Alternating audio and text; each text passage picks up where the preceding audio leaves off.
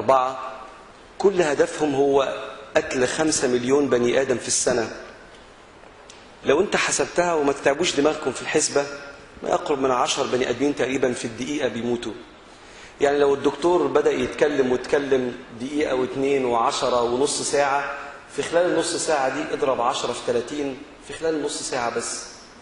فكان لازم الناس تقوم وتشيل الموضوع ده كهدف في حياتها، مش بس يبقى جزء من دعوتها، ده يبقى دعوتهم كلها محاربة التدخين. أنا عارف إن في ناس كتير من حضراتكم ممكن يكونوا مش بيدخنوا، أو بعضكم قد يكون سقطت قدمه في، أنا يعني ما بحبش أقول كلام كبير، بس هي فعلا يا جماعة هي معصية مش صغيرة. علشان كده لازم اللي بيدخن واللي ما بيدخنش ياخد الموضوع ده على كتافه، بالذات الدكاترة اللي ربنا عز وجل اختارهم وأقامهم في إصلاح أجساد الناس. وكلمة أخيرة قبل ما الدكتور يبدأ، العلماء بيشبهوا الجسد ده بالروح، زي بني آدم راكب دابة. الروح هي البني آدم والجسد هي الدابة. لو أنا عايز أسافر اسكندرية وما عنديش عربية مش هقدر أوصل. فلما يكون في 3 أو 4 من صناع القرار في شركات السجاير في العالم هم قائمين على تدمير 5 مليون بني آدم، أنا لو جسمي مش قادر روحي تركب عليه عشان تصل إلى الله عز وجل، عمري ما هوصل لربنا عز وجل. عشان كده يعني أنا بشكركم على استضافتنا هنا. وقبل ما نبدأ نتكلم خالص بقول لكم دي قضية حياة، قضية محاربة التدخين. وأسوأ منظر في الدنيا ممكن تشوفه في حياتك دكتور بيكلمك عن صحتك وشفايفه بتقول إن هو بيدخن، وصوته بيقول إن هو بيدخن، سنانه بتقول إن هو بيدخن، وريحته بتقول إن هو بيدخن، وفي الآخر بيتكلم بحرارة جدا جدا عن صحة المريض اللي عنده. بنشرف في حياة بلا تدخين تقديم أستاذ دكتور حمدي السيد، فليتفضل. وطبعا اتفضل حضرتك استريح وتبقى كلمة حضرتك. جزاك الله خير. بسم الله الرحمن الرحيم. أبنائي وبناتي من طلاب طب جامعة القاهرة، السلام عليكم ورحمة الله وبركاته.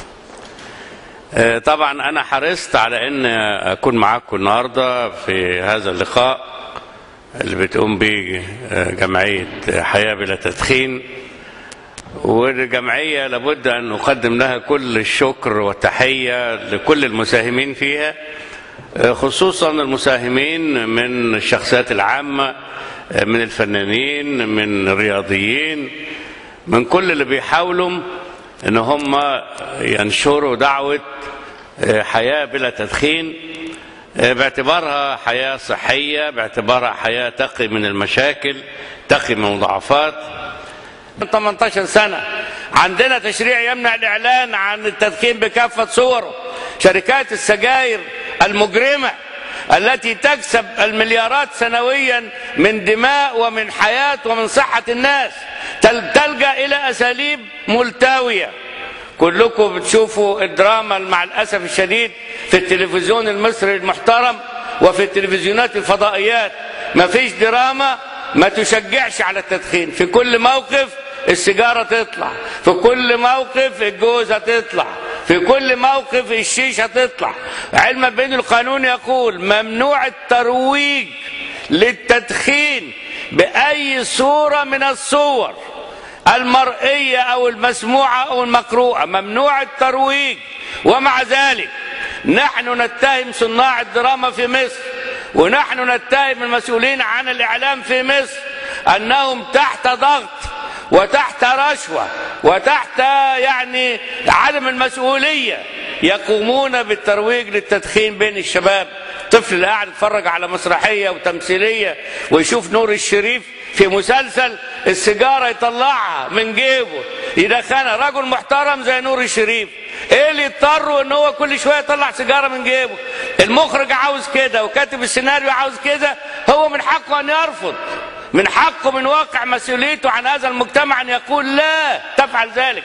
حد يقول لي في اي مشهد تلفزيوني او مشهد درامي لو انا الغيت السيجارة دي ما طلعتهاش وما دخنتهاش ده يؤثر ايه على المسرحية؟ لو حد يعزم عليك بسيجارة تقول له يا راجل عيب، ده احنا بنتكلم عن شيء مضر ولا شيء بيسبب مرض ولا شيء بيسبب عيا. ده انا اعرف اخويا اللي مات امبارح لانه كان مدخن طول الوقت، ما فيش مرة نسمع إشارة واحدة تقول للناس ده شيء ضار بل ده شيء مميت. طرحنا على التلفزيون ان لما الحكاية تحكم قوي وبيتكلم عن عصابة زي الطين ومنهم ناس بيدخنوا زفت، يتحط حتة شارة كده على المشهد ويكتب عليها علامة سيجارة لا، او قول بانه السجاير تدمر الصحة وتسبب الوفاة اللي موجودة على التحذير، ومع ذلك لم نفعل ذلك ولا نفعل ذلك، لان احنا تحت ضغط وتحت مؤامرة من شركات السجاير بترضوها في البلاد المتقدمة، مركزة جهدها على البلاد النامية والبلاد الغلبانة زي حالتنا وزي غيرنا، ومقابل كل واحد يبطل تدخين في أوروبا. النهاردة التدخين السنة اللي فاتت فقط نزل 20% في انجلترا نتيجة انهم منعوا التدخين في البارات. البار ده البوب ده في انجلترا بيعتبر ده الشيء الاجتماعي الوحيد، ان الراجل يخلص شغله في مصنع يروح يقعد على نص الشارع عشان يشرب كوبايه بيره، طبعا بيره مع سيجاره، منعوا له السيجاره. في البوبات ده لو سموها البارات اتمنع فيها التدخين. كانت النتيجه انه اتمنع في التدخين في البارات، اتمنع في الريستورات، اتمنع في التجمعات، اتمنع في كل مكان الناس تتواجد فيه. نسبة التدخين في انجلترا السنة اللي فاتت نقصت بنسبة 20%. نسبة التدخين في مصر بتزيد بنسبة 7%.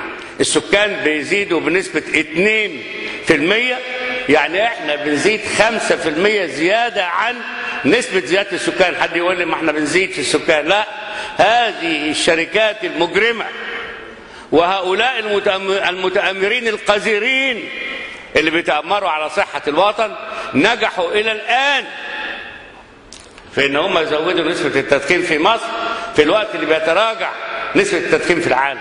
ده طبعا بيحط علينا مسؤولية أكبر، بيحط علينا وعليكم أنتم كمان مسؤولية أكبر، مسؤولية ان احنا نتصدى لهذا الطوفان. غير معقول ان احنا نترك ساحتنا وبابنا الى الذين يتآمرون علينا ويتآمرون على صحتنا بالعجز وبالإدمان وبكل صنوف المشاكل الصحية، ونحن نقف نتفرج. الحياة بلا تدخين جماعة تستحق كل الشكر والتحية. هناك جهات أخرى بتحاول، إنما مع الأسف الشديد نحن غير راضين عن جهود الحكومة للآن. عندنا قوانين تكفي إن احنا نمنع التدخين في المصالح وفي المنشآت العلاجية والمنشآت الصحية. يعني كل ما أتمناه أن أنا أجي يوم أنا ألاقي القصر العيني بال5000 سرير، بال10,000 موظف، بال5000 ولا بال10,000 طالب، بال5000 عضو هيئة تدريس، بال10,000 عامل، بالملايين من البشر اللي بيجوا يخشوا القصر العيني يطلعوا كل يوم. نفسي قبل ما أترك الحياة إن أنا ألاقي يوم أسمع إن القصر العيني أصبحت قلعة من قلاع مكافحة التدخين في مصر. القصر العيني قلعة للطب، القصر العيني قلعة للتقدم، القصر العيني قلعة لأن هي بتخرج عندنا يعني أفضل أطبائنا. نفسنا أيضا تكون قلعة في حربنا ضد التدخين. بتمنى أن أنتم تكونوا دعاة في هذه المعركة، بتمنى أنكم تقفوا وتتبنوا هذه القضية. نفسنا نشوف القصر العيني دي كلها خالية من التدخين. بتمنى أن إدارة الكلية تتبنى هذه القضية.